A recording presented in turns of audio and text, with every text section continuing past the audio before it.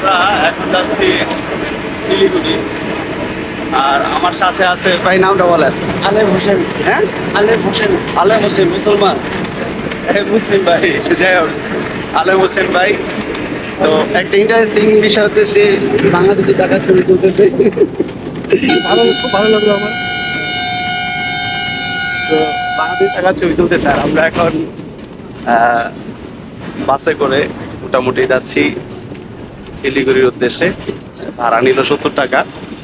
দেখা যাক কত চিপের মধ্যে ঘুরতে পারি। আর এখান থেকে কতক্ষণ লাগে শিলিগুড়ি পর্যন্ত? 2 ঘন্টার মতন লাগে আর কি।